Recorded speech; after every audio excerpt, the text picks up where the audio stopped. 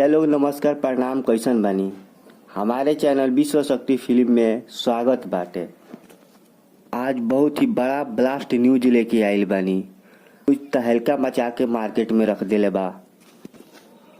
पूरा यूपी बिहार झारखंड में एक ही गाना बाजता। जी हाँ, काल जौन रउआ सबके पोस्टर दिखैले रही उ आज मार्केट में तहलका मचा के रख देले बा। आज सुबह 6 बजे रिलीज हो चुकल बा और तहलका मचा रहल बा। ई वीडियो के बोल बा लोटा में से जल छलकी। ई गाना गईले बड़े भोजपुरी के सुपरस्टार गायक और अभिनेता प्रमोद प्रेमी जी। ई बोलबम सॉन्ग बाटे। बहुत ही शानदार तरीका से वीडियो शूट कइल गइल बा।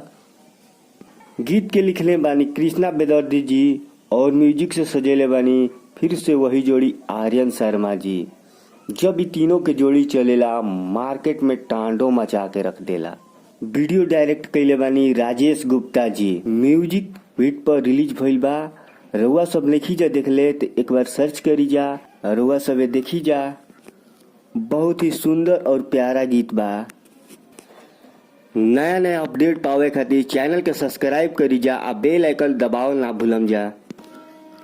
ये वीडियो के ज्यादा से ज्यादा शेयर करी जा ताकि गाना ही ट्रेंडिंग में पहुंच जाओ। मधुर दिल से विदा लेत बानी। अगला वीडियो में मिलल जाई। हर हर महादेव।